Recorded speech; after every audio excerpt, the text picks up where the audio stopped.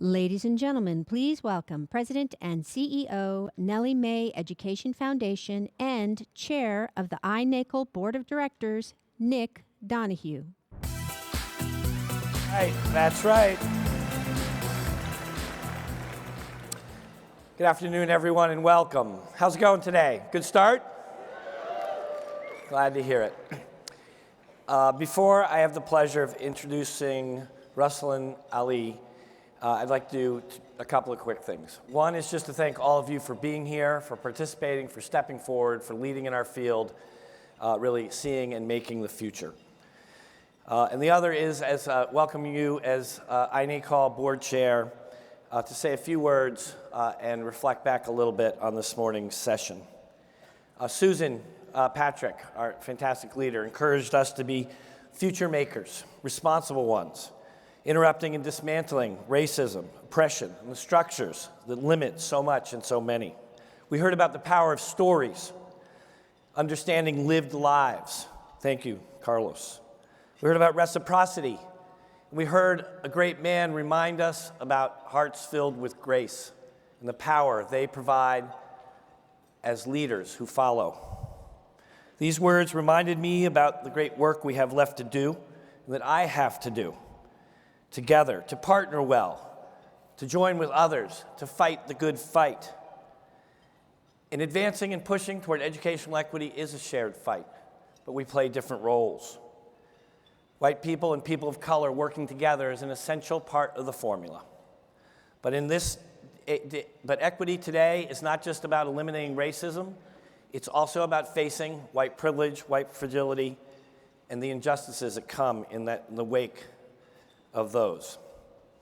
As a white person, mine is to support and follow, to stand up when inspired and when instructed, to stand next to, behind of, in front of people of color as they fight forward to challenge the insidiousness and the confusion that still persists in our culture.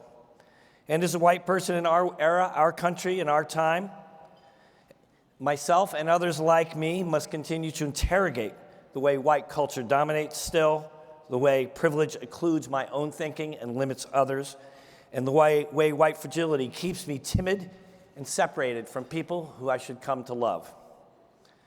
Now, thank you. It's tricky territory to speak in a way that puts more attention back on white people. It's very convenient that way. We know that the immensity of the effort is about supporting our allies. But I want you to know I am following the orders of people of color and others who have instructed me to speak this to you and to use my privilege to convey these things. They have told me and encouraged me to challenge those who identify as white to really do this work, to learn, to talk together, to get our act together, to clean up the messes we have made and ours have made. They've reminded me that they're patient, but they're expectant of us to do this work because in this context and in this challenge, this is our work. And they've reminded me that it's okay to seek occasion support and approval, but theirs is not the job to make us feel better about reclaiming our humanity and acting in a way that is responsible as people who care about this cause. And I wonder, thank you, I wonder that if we don't focus on this issue, can we be good partners? Can we understand lives lived? Will we really know how to reciprocate? All I know is that my whiteness and the whiteness we live in adds to my confusion. I know that the insidious vestiges of this particular piece of racism and racial injustice keep me from thinking. They keep me from being close to people. They keep me timid and inactive. And they keep me from my heart being completely filled with grace. So for those of you to whom I am speaking now, and you know who you are, I encourage you to meet this challenge. It is scary, it is humiliating, but it is rewarding. And if you're not familiar with the work, find a friend who has done this work. There are many of us here, and there are many more in your communities. And so my message in closing is just, as we do this work to build and rebuild a great educational system in our country, let us work together to do our work so that we can build the relationships we need to, so that we can stand up fearlessly in a fight that is a real fight and it is mounting, to support the work of others, to not be afraid, but to be active, to get close to people and take action. And finally, maybe we'll be in a place where we are responsible future makers, because our hearts will be fuller with the grace we need to lead. Thank you.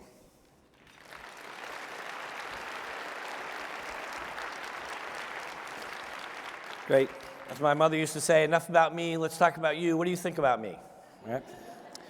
So now the real pleasure for the moment is to introduce a fantastic person who will be working, and you'll be meeting other fantastic people. So Russlynn Ali has been a leading advocate for educational equity for over 2 decades. As Assistant Secretary for Civil Rights in the Department of Education during President Obama's first term, Ali spearheaded the federal government's renewed engagement with equity issues in schools across the nation. Previously, Ali was a founding executive director of Education Trust West and vice president of the Education Trust. In 2014, Ali became managing director of education at Emerson Collective and CEO and co-founder with Lauren Powell-Jobs of XQ Institute. XQ is committed to transforming public high schools to close achievement and opportunity gaps, and to making schools a center of community revitalization. For Ali, education is America's central civil rights issue today. In 2015, XQ launched with an open call to the nation to design the high school of the future. You'll hear more about this today, but within a few months, XQ had rallied tens of thousands of people from all 50 states around the idea of innovation, student-centered high schools that prepare all young people for tomorrow's world. XQ helps communities rethink their high schools by supporting locally driven redesign and by open sourcing everything XQ does and everything that XQ schools are learning to inspire redesign across the country. Because of her commitment to research-driven innovation, Ali points out that the latest neuroscience on adolescent learning proves that high school is not too late for struggling students to fulfill their promise as learners.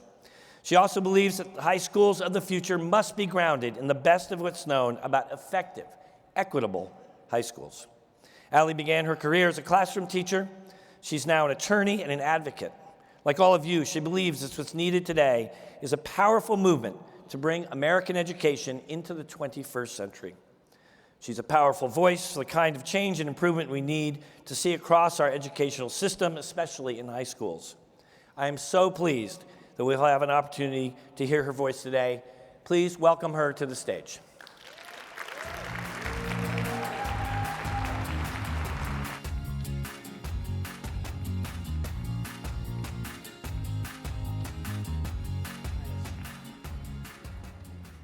Good afternoon, and thank you, Nick, for that generous introduction. I am so pleased to be here at iNACOL with you all today. It's true, as Nick says, I've made my career at the intersection of equity and education. And that's because I believe that public education is the single best lever to create the equitable society we all want to live in. I think you all believe that too, and that's why you're here. But why high school? Why did Lorene and I found an organization dedicated to helping communities transform their high schools? Because high schools are the next frontier in the fight for educational equity. High schools are the fulcrum for driving improvements and closing gaps in both the lower grades and higher education. High schools can, they should, model the real-world engaging learning that students and families value. They prepare the future workforce and are critical to any future of work agenda.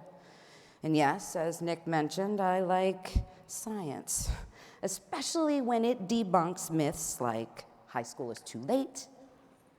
Indeed, new neuroscience research shows that teenage brains are primed to learn. During the high school years, big changes happen in the parts of the brain that control reasoning, planning, and self-control. With the right stimulation, even IQ can increase during the high school years. They are the fulcrum. High schools are the fulcrum for educational improvement throughout the entire system. High school transformation will have major payoffs for students, for families, communities, states, and our country. Now, as most of you know, we've seen substantial progress in recent years, pre-kindergarten through middle school indicators. That includes a huge expansion in the availability of quality, publicly funded preschool education and stronger performance in our elementary and middle schools. Fourth graders, for example, are reaching about a year ahead of their counterparts back in 2000. And eighth graders today are doing math a full 2 years ahead of their peers in 1990. Now, while all groups of students have improved, students of color have made even more progress than other students. Between 1996 and 2017, the proportion of Black and Latino fourth graders proficient in math more than tripled, while the percentage in the dangerous below basic category declined by more than half. That's not good enough yet, not by a long shot, but it represents real progress. Now, unfortunately, high schools tell a different story. In both reading and math, achievement among 12th graders has been flat or declining for decades. And the gap separating Black and Latino students from white students is no smaller today than it was in 1990.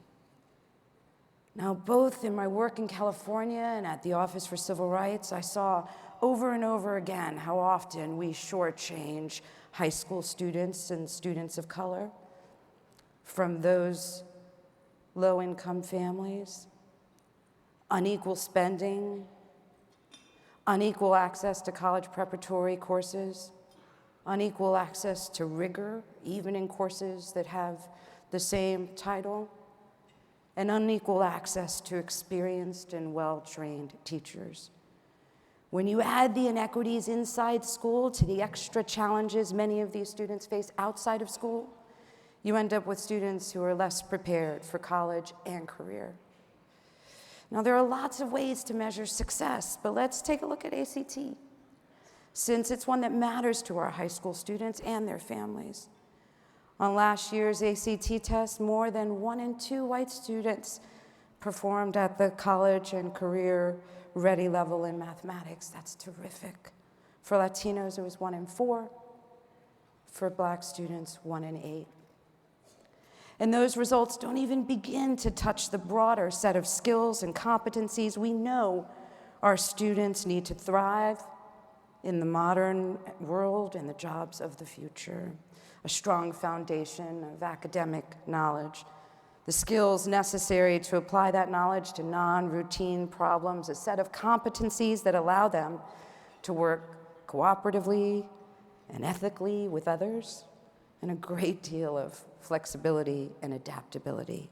You understood this before XQ was even a notion. Indeed, many of you here in the iNACOL family are the true pioneers in a movement that will eventually reshape American education. Your tenacity and the hard work that you do are paving the way to a much broader understanding of the need to replace outmoded structures and rules. Teachers isolated in individual classrooms, one subject at a time, no emphasis on developing social emotional skills, little, if any, interaction with the world, employers or otherwise, outside of high school. Credits and diplomas awarded based on the outmoded notion of seat time. And looking at all this, our conclusion was the same that most of you reached a long time ago. What's needed today is educational transformation, nothing less. And that's precisely what we aim to do at XQ, the Super School Project. We made an open call to communities across America to reimagine what high schools could look like from the ground up. We started with a few core beliefs and deeply held values that empowered communities know what their high schools need to be and to do so that they become the hub of community and indeed are the heart of community revitalization. that we are best as a country when we come together to solve big problems, that students themselves must be at the center of the transformation, and that seeing is believing. We wanted to show the country what was possible, indeed, to redefine the possible. We made it a challenge, a competition. We knew that challenge was hard, to rethink in a rigorous way the high school experience and then make those new visions new realities. We hope to help inspire a couple of communities, resulting in maybe a couple of schools that could help catalyze others. What we didn't anticipate was the hunger. We were awed by the enthusiasm, optimism, and the renewed respect for public education reflected in so many of the applications. To be clear, no prize, no matter how large, can create that kind of authentic renewal of faith and hope. XQ didn't make that. This challenge was only a vehicle for teams and communities to do it themselves. And do it they did. Nearly 10,000 students, educators, parents, and community leaders self-assembled from all 50 states and from thousands of communities to answer that call, to go through a 7-month designer of learning process under the guidance of diverse cross-sectional experts, namely the brilliant Michelle Cahill, who had led a successful effort in New York City to replace failing high schools with more effective ones. The teams got help going through that designer of learning process, 13 modules that drew on more than 250 of the best resources, that mixed inspiration with cutting-edge academic research to encourage bold and realistic thinking about redesigning the high school experience, expert podcasts to provide timely responses to questions that people were having in real time, Twitter chats to give folks that extra level of support, MOOCs in the end to help leaders implement. At the time of the process, we had 700 proposals for innovative student-centered models for 21st century learning, all rooted in 6 research-based design principles that I know will resonate with everyone in this room. At the end of that process, 10 teams went on the journey to become super schools, a number that has grown because so many teams, hundreds of them, kept going, kept working to make their school dreams a reality. We're at 18 so far. Stay tuned for more. And in a few moments, I get the pleasure and honor of sharing this stage with 4 amazing leaders from some of those super schools. Yes, when we started this journey, we believed that this kind of educational transformation would improve outcomes broadly, of course. But we also believed that high school transformation would offer a way to finally eradicate the barriers to equity that are baked into the recipe of the traditional American high school. For example, grounding academic progress and high school credits in mastery rather than seat time. That obligates schools to address gaps in learning at every step of the way. It gives educators a powerful lever to ensure that high school diplomas signal true preparation for college, careers, and modern life. Similarly, community partnerships and community-based learning that can help students from disadvantaged backgrounds build social capital, the kind of personal relationships and experiences that wealthier students can take for granted. The list goes on and on. At XQ, we firmly believe that the current movement to transform education presents a truly historic opportunity to create a new approach to high schools that works for all groups of students all of the time, and not just some groups of students some of the time. We believe firmly that we can't take equity for granted. In fact, this historic opportunity comes packaged with a solemn obligation. Let me be crystal clear about this. It is not enough to transform schools and simply hope that all groups of students will benefit equally, or that gaps will close automatically. In education, equity never happens automatically. And unless we are careful and deliberate, a rising tide will lift some boats much higher than it lifts others. Now, we've already seen this in some of the early research on high school transformation.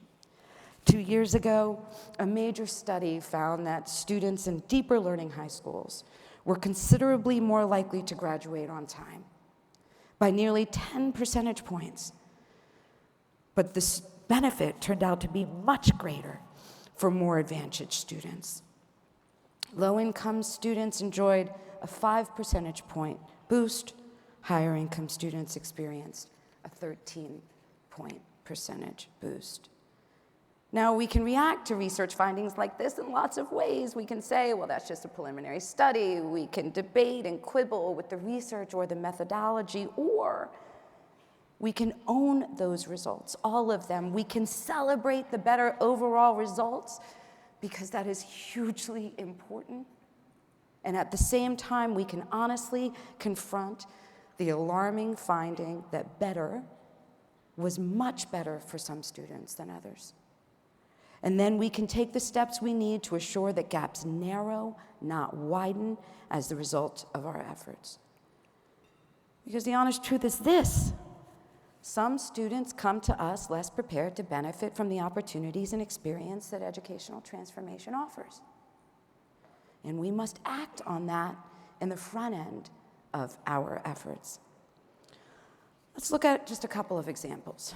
We in this room all agree that schools should grant students more agency, sometimes called voice and choice, and offer them the opportunity to own their own education.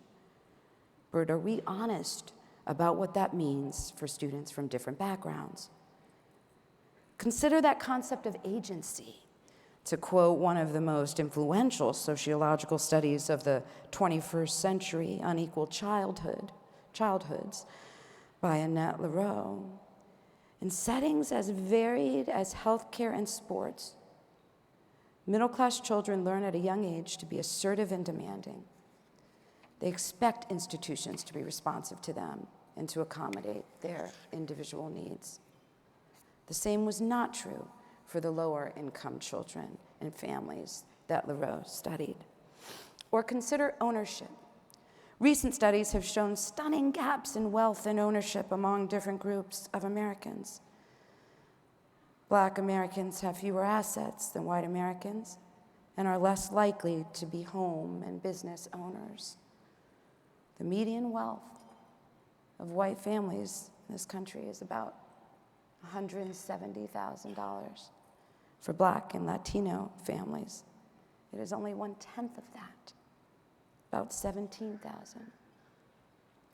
Simply put, white students are far more likely to come from families where ownership is a fact and not merely an aspiration, where children are apprenticed in the expectations, the habits, the practices of ownership, where they develop a sense of entitlement that they can own and, frankly, that they should own.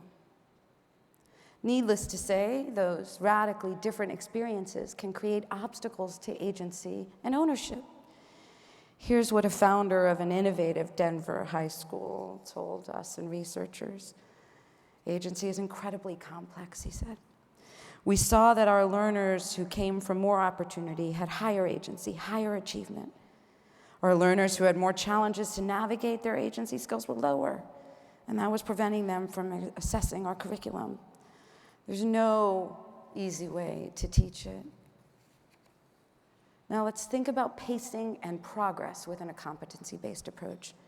Many students are entering 9th grade, not with 9th grade skills, but with 7th grade or 6th grade or even 4th grade knowledge and skills.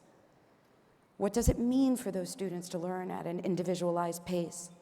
How can we make sure that instead of falling even further behind, they learn at a pace that catches them up so that they graduate ready for college and career within a reasonable time frame? And critically, how are we defining reasonable for them? Finally, think about how we define and measure mastery and learner goals. Given wildly different expectations in high and low poverty schools, what would it take to ensure that definitions of mastery are just as rigorous for low-income students and students of color as they are for other students? To solve any of these challenges, we need to get clear about the difference between equality and equity and then commit to both. Equality asks us to distribute opportunities equally. Equity demands that we go one step further. It is about fundamental fairness. It is about doing whatever is necessary to ensure that all students, each and every student, from every background, can fully benefit from those educational opportunities. Equity demands relentless honesty, critical analysis, and an intentional equity lens in every aspect of educational transformation at every step of the way. Now, I couldn't agree more with your recent report that said equity must be baked into the recipe of educational transformation, in the culture of schools, in the structure of schooling, in the daily practice of adults in transformed schools. Not just one of those, not two, all three. If we are serious about equity, we will ask ourselves the tough questions always. Questions like, do we have a school culture that values diversity and inspires an intentional commitment to equity among all adults and among all students? Do schools and school systems distribute and deliver educational opportunities, all the things that matter for success? Do they do that fairly and equitably? Equity matters everywhere, in curriculum, in recruiting and hiring and placing teachers, in the master schedule and professional development, and of course, in student supports. As we implement new approaches, equity means paying attention to what students and families are telling us, having honest conversations with each other, collecting and analyzing data, listening to what others in the movement are learning along the way, whether it's at symposiums like this or keeping tabs on external research. Finally, we need to acknowledge that local communities and practitioners cannot solve every challenge on their own. You need support from policymakers too. That's why XQ recently called on governors and other state leaders to step up to support high school transformation. That's why we released a guide telling them on how to do just that. We've learned a lot from iNACOL's tremendous work in this area. You'll see it riddled through the report. It's also why we recently asked our friends, the experts at Getting Smart, to take stock of the current landscape of competency-based education as one component of a more equitable approach to high schools. We wondered, what is the current state of play? What can we do to help accelerate the transition to a system in which student progress based on mastery and where focus on equity is built in on the front end? That analysis shows enormous momentum for competency-based education. We don't have to tell anyone in this room that. In fact, it's inevitable, many would say. But it also pointed both to barriers and opportunities to accelerate progress. Now, we commissioned this study for our own internal thinking and continuous improvement and knowledge base. But because we found the findings so powerful, we decided to publish them along with our own takeaways and to release this report here at the Symposium today. A session on it is happening following our conversation. Now, for a copy of that report and so many, you can take out your phone and text report to 2225568. You will also have an opportunity to access all of our resources. We'll be in a call and response with you, hopefully, for a long time coming. I hope today starts the beginning of that ongoing conversation. I hope the report will start a dialogue about how we can all work together to improve the transition to competency-based education so that it happens better, and most important, so that it happens with a laser focus on equity. Now, in closing, I hope we leave this conference, this week-long experience with one another, thinking about equity and educational transformation in two ways, both as an opportunity, but also as an obligation. The opportunity is real and it is very exciting. Take Washington Leadership Academy, for example. You'll hear more from them in a moment. Now, in 2015 to 2016, just 30 African American students took AP computer science, get this, in all of Washington, D.C. In all of Washington, D.C. Washington Leadership more than tripled that number in its first year of operation. We can do this, it seems, when we really try. And the challenge is real, too. It's one we are obligated to confront honestly, openly, and relentlessly. We believe that no community can be a great community without great high schools, nor can any state, nor can any nation.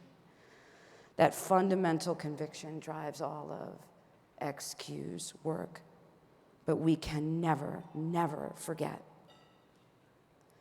that no school can be a great school unless it's great for all of its students, unless it's great for every one of its students. Equity demands action, not just aspiration. Only then will we be able to fully deliver on the tremendous promise that transforming our schools holds. Thank you for your time today. This is America in 1900. This is a car in 1900, and a phone, and a high school. This is America in 1950, and a car, and a phone, and a high school. This is today, a car, a phone, a high school. Whoa, back up. So cars are now this, and phones are now this, but high schools are still that? American high schools are based on the same model, and it's been over 100 years. Wow, that's a long time. But why? In 1900, it made sense for high schools to prepare students for that. But in 2018, shouldn't they be preparing students for this, and even this? So why are we still granting diplomas based on the time a student spends in a seat? Why are we still using the CARNEGIE unit, which was developed in 1906 and says the formula for learning is 4 years sitting at a desk multiplied by one subject taught at a time equals students ready for the future? All questions XQ the Super School Project asked America to help answer. There was a competition. Not that kind of competition, this kind. The kind where communities across the country come together to rethink high school. So every student, everywhere, can be prepared for the future. And that's big, like really big. Like the largest open call in history to redesign high school big. This is the hard work that went into it. 10,000 people across the country became school builders, and thanks to them, there will be brand new ways of teaching and learning. Starting with America's first super schools. Schools that will let students learn by doing, that focus on the future and spark curiosity. Schools that build community, unleash potential, and solve real-world problems. Schools that will ask their students what they think and will actually listen to them. Students, like me.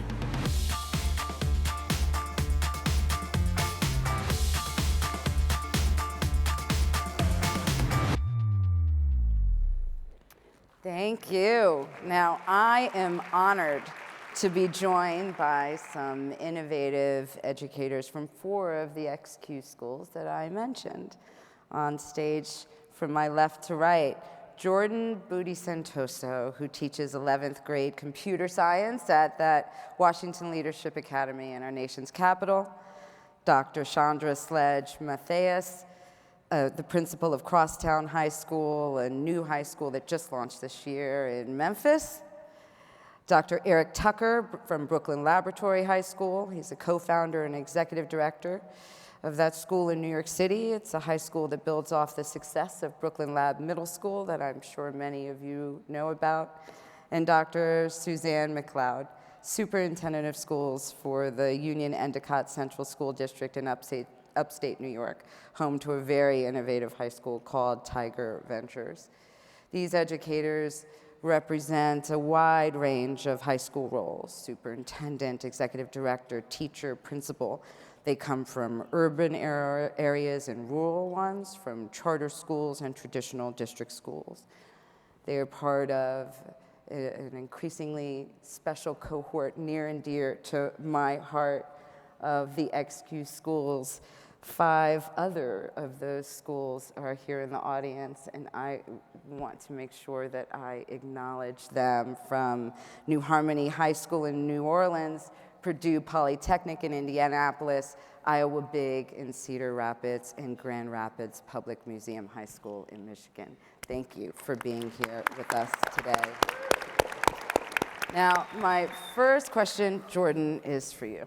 Now, WLA sent some pretty high expectations for students, right? You got some pushback for that a couple of times throughout the years. Grade by grade, you do it, right? To prepare your students to be tomorrow's leaders. Now, for example, every 10th grader takes AP Computer Science Principles. You're in your 3rd year.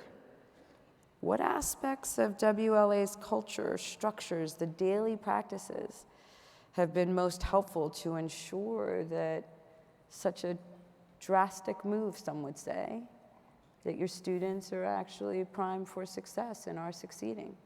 How do you do it? Yeah, we got a lot of pushback. Not only does every 10th grader take AP Computer Science Principles, but every kid in the building takes computer science all 4 years. That's a commitment we made to families. To give you context of our school, we're a public charter school, 85% free and reduced price lunch, 90% African American, 23% SPED population. And the challenge is, like, to your question, one part is structure. When you have kids take 4 years of computer science, how do we fit that in a schedule? There's still DC high school graduation requirements. So part of that is an extended day. Part of that is this year I teach a computational art course. So they get their art credit and their computer science credit. Culturally, we believe every kid can do it, and we don't just say that. Like, it's scary to say that every kid's going to take it. Not only is every kid sitting in the class, but every kid is testing for it as well, and not all schools do that. Yeah. And we make it mandatory because we don't want to give an option for a kid to have that self-doubt. The cool kids take it, the athletes take it, the girls take it, the boys take it. It is naturally done at our school. And then we support the students in there. Last year, I remember we were submitting accommodations to the College Board for students in their testing. And some accommodations came back denied. And sitting there and doing the appeal process and saying, no, they deserve their accommodations. And one of my favorite students, Lewis, got a 5 on the exam. Those are things that take hard work and commitment and belief that, yes, all kids can do this. Daily practices, as a teacher, is providing the things that I think kids need, like routine, structure, care. When I teach computer science, I try to hit 3 pillars, like theory, making sure that they're getting sound computational thinking skills, not just learning how to code, actually learning how to solve problems. But then giving them coding skills, because you get to practice and do things every day you come into class. And the last piece is making relevant to students. Computer science touches every facet of our world, and there's undoubtedly ways that kids are interested in it. And so Jerome is an 11th grader now, in his 3rd year with us. Started his own virtual reality business, applied to the city of DC, has a certificate, says that you have a business. entered an entrepreneurship competition, placed third. He won $2,000. Someone in the audience matched his winnings. And I asked Jerome, like, what do you want to do with your winnings? And he says, buy T-shirts and business cards. And I was like, you can't buy $4,000 worth of business cards.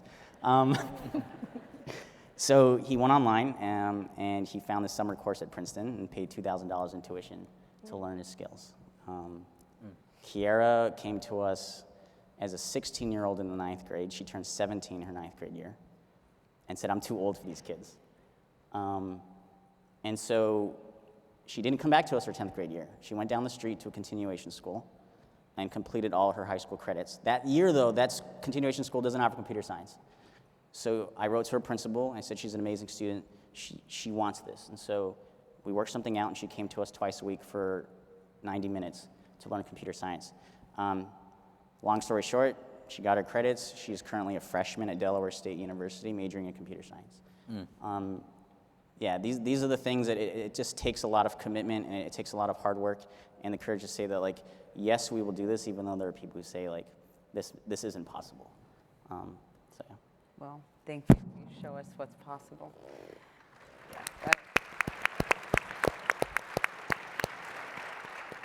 Chandra, Crosstown sits inside the 1 million square foot Crosstown Concourse. It is the renovated Sears distribution center, right? It houses more than 40 organizations committed to using arts and culture as catalysts for change. It is remarkable. I encourage all 3,000 of you to They're go. my Facebook friends. They are? You're all invited to Memphis. Good. It's amazing what you're doing in that school. One of the things that stood out from your application in the early days of the concept paper of Crosstown was this notion of a very deliberate, intentional diversity by design. You owned it, you claimed it. What have you done to achieve that aim? There are lots of rules and regulations and practices and myths and old vestiges of old policies and practices that segregate us. But you guys are overcoming all of those obstacles. How do you do it? Lots of myths. So there are lots of questions about, is this possible? Can those students from that zip code sit in the same class as students from this zip code? And what does that look like? How are you guys gonna do that? A lot of fear. And so we just decided early on not to be driven by fear, but driven by possibility. And really just the idea of being troublemakers and just totally destroying the status quo in Memphis. So we recruited across the city, telling the vision to students in public schools and charters and privates and homeschools, and just really having an intense outreach strategy.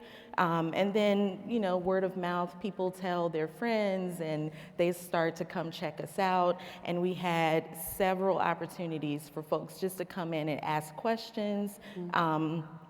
And just to express their concerns of what does this look like. Schools in Memphis are highly segregated still, so there were lots of concerns just in, you know, the cultural aspects of the school, and had we thought through community building and things of that nature.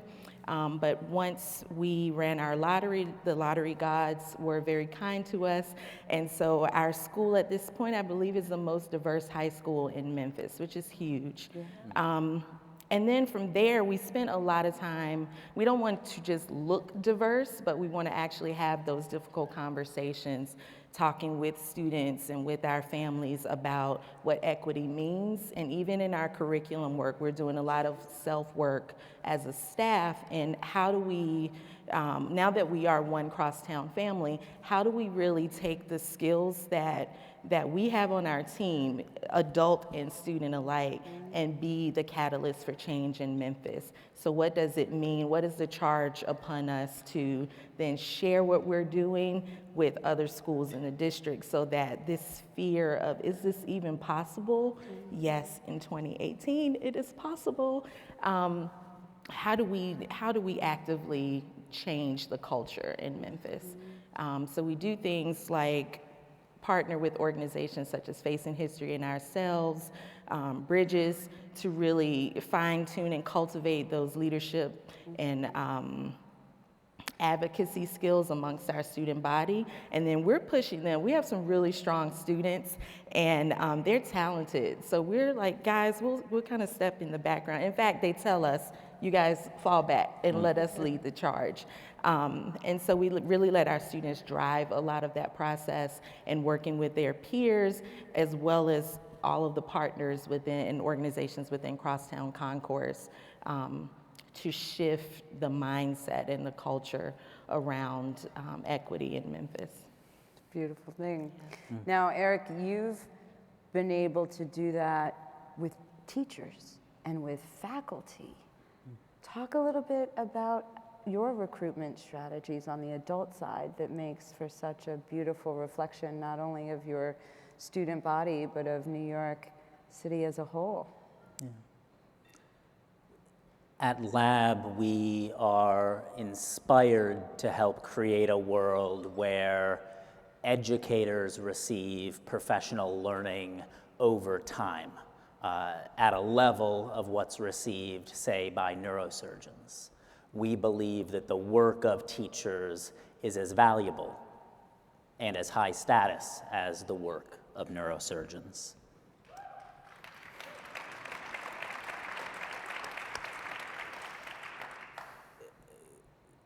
Reimagining school for all learners on all days is important, but it's not going to have substance or happen unless we rethink the work and the development opportunities that educators receive.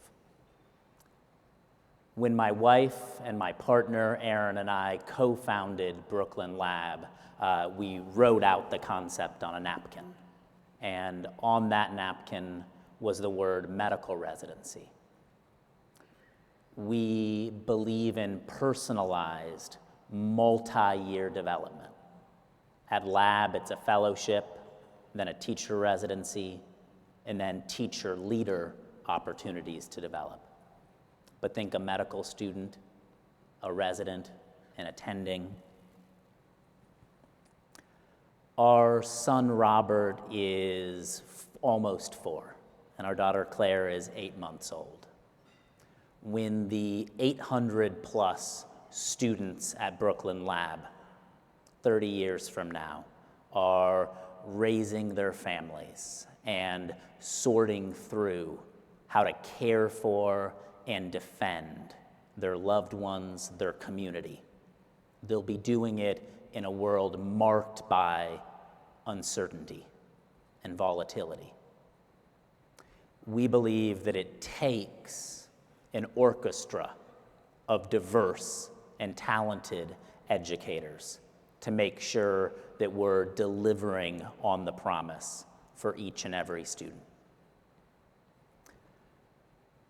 Building an XQ super school, building any school, means thinking about how we're going to develop and invest in opportunities to learn and grow and advance for educators.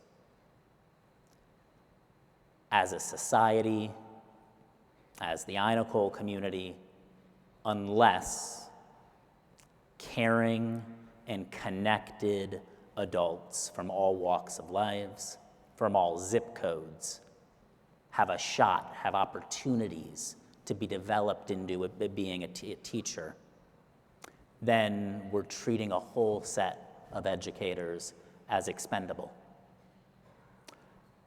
Unless those who are thriving in an innovation economy, coders, producers, makers, have access to opportunities to become teachers, then we're resigning ourselves to a world where only a small set of elite private schools and public schools are preparing young people for the jobs of the future. It's hard work, but at Lab, we ultimately believe that the types of investments that we make in adult learning and development are the thing that will position us to build schools that are committed to all students on all days. That's right. Thank you, Eric. Superintendent,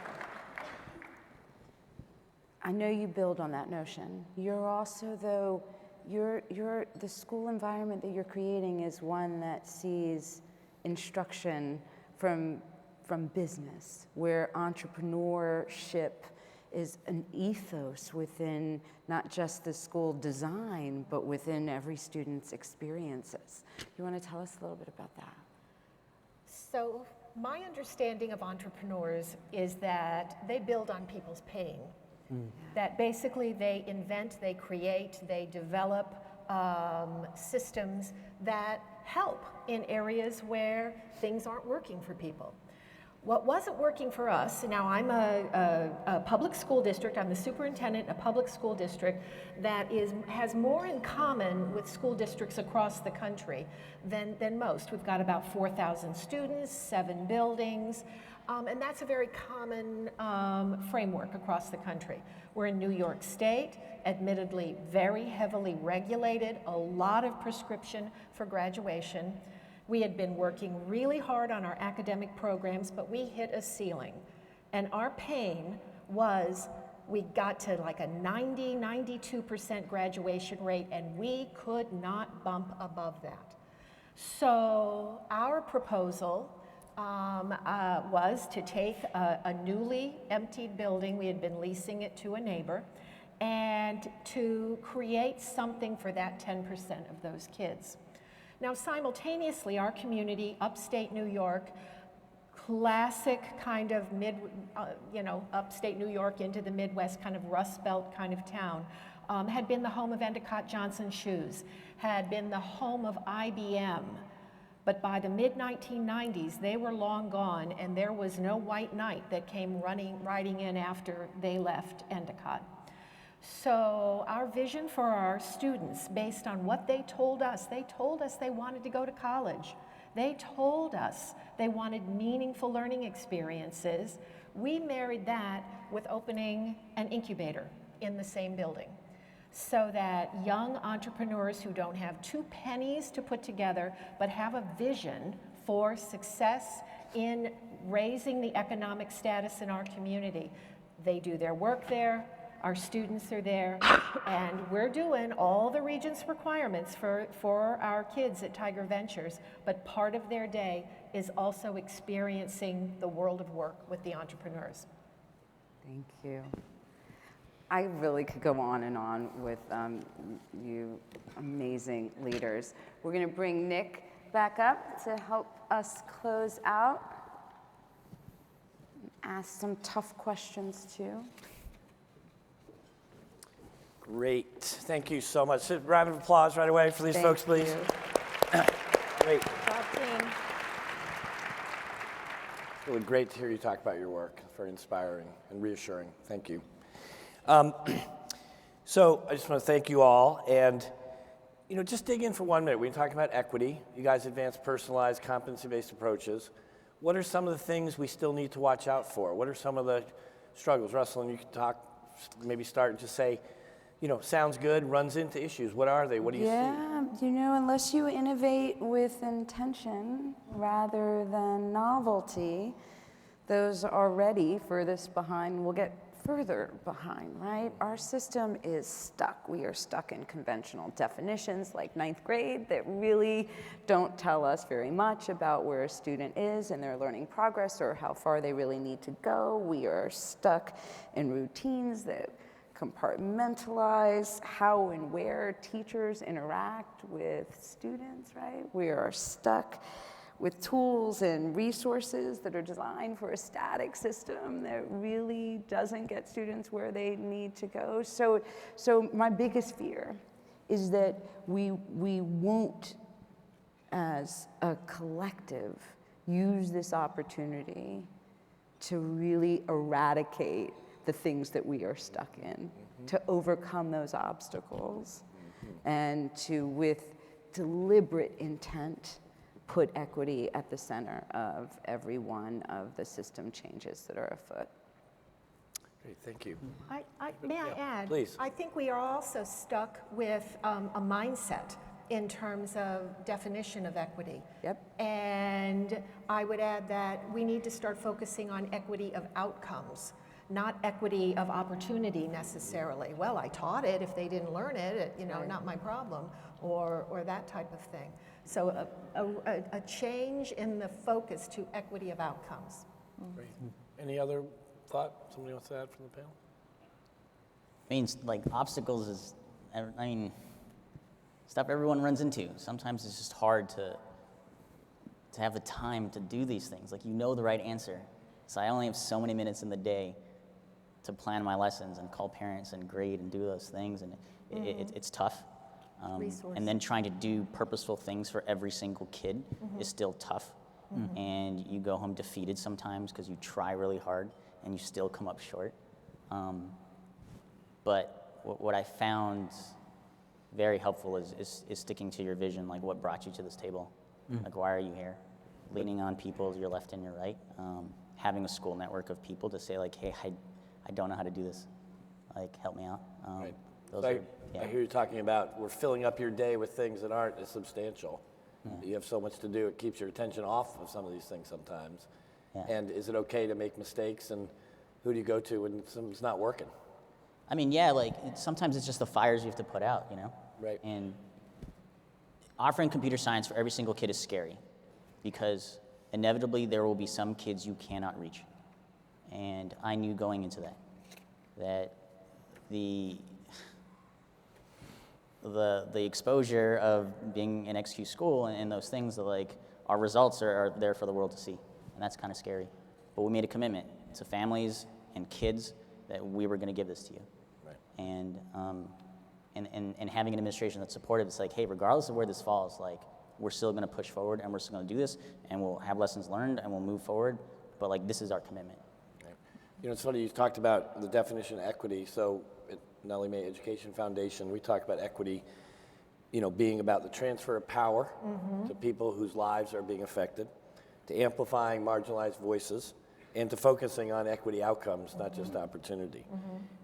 So I'd just love to hear from a couple of you more about that part about ensuring voices. You've come with a competition, you get an award, money that comes from outside, you need some authorization from some of the power people in your communities, but what about advancing that community voice? And what about the way you inside the schools, advance student agency? Any stories about that? At Crosstown, we talked about this in the session earlier. Our process was such a grassroots effort. So, literally over 200 students were involved in the development of the school, and adults from all types of career fields, and K through 12 plus university. So that process is kind of our North Star as we've opened. And we're just intentional about continuing those conversations so that we are continuously hearing from our families, we're hearing from our community partners. It's a highly reflective community, and we're a living, breathing, design thinking process. So, we're constantly looking at our work and iterating and, shifting gears, and that was great, and this was not great, so what do we need to do? But we hear from the community throughout all of our processes, whether it's curriculum or it's activities or it's student support. We keep that at the forefront of our conversation so that we stay true to what the original vision was. Thank you, good for you. When we think about addressing marginalization, it involves kind of which students and involves which adults. All students on all days is a really challenging mandate, right? Because having a strength-based approach for your own children, right, as kind of frustrating or as kind of exasperating as they can be, is relatively easy, right? There's these moments of grace where you can say, my son isn't as good at transition from playing with dinosaurs to dinner yet, but he will be, right? But the yet is really palpable. We've each as educators had experience with students who face a lot of adversity, but who also pull from us the sense that we just need to do whatever we can to make sure that student gets what they need. The real equity challenge is when the trauma and the adversity that a student has confronted means that at least today, when you first meet them, the way that they present doesn't pull the best out of you as an educator, doesn't say that you're going to do whatever you can do as a team of educators to make sure that that scholar gets what they deserve, right? And equity, for me, needs to start with those students who we are most likely to have challenges figuring out what their strengths are, figuring out what they're not yet great at. And from a rich adult's perspective, we tend to operate in states where those who are able to get jobs as teachers, have certain educational advantages or certain advantages in their ability to become a certified educator. As we've peeled back the onion at Brooklyn Lab about the number of things that are in place that would exclude the first generation college students who are Black and Latino who work as fellows at Brooklyn Lab from joining the noble profession that we all love so much, what's become very clear is that educators in this room and around the country need to kind of stand together and say that it's not good enough for us to be members of this kind of most cherished profession, but for the profession to not yet reflect the diversity and the strength of the communities we serve. We need to do better, and we can do better, and that's everything from who are we hiring and who are we committing to kind of help them navigate the process towards certification, to when are we raising our voices, sometimes in uncomfortable ways, in policy conversations around who has access to this profession. Thank you for that great reminder. Thank you. So we're going to move to closing now. Russlynn, it's inspiring, motivating, reassuring conversation seeing these great people up here. Just leave us with some advice for people leaving the room. You know, how would you direct them or advise them? And what are your hopes for how XQ continues to lead and evidence and advance toward racial equity, equity in general, racial equity, and equity outcomes? Wow, I mean, what they said, right? What they said. The kind of tough conversations that you are having this week, that you are hearing from my colleagues, these are the kinds of conversations we need to be having throughout every facet of our work. Always pushing ourselves and policymakers and the ecosystem in which we do our work to confront these barriers to opportunity and success and overcome them. Share the data. People are far more likely to act if they understand the urgency for change and they see their role in it. As for XQ, I hope to just keep playing in the sandbox with these leaders and the kind of innovative thinkers that are in this room. You are on the front lines of a growing movement that our country, whether we know it or not, is relying on for the future of work and the future of our workforce. So thank you. You know, let me say we're going to thank these folks with applause in a minute, but it dawns on me that the way we can thank them is to take this advice and put it into action, to do the work that is ours, to honor them with our continuing commitment.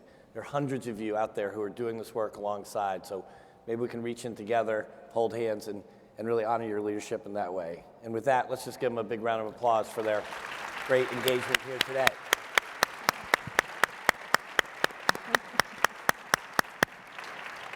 Great.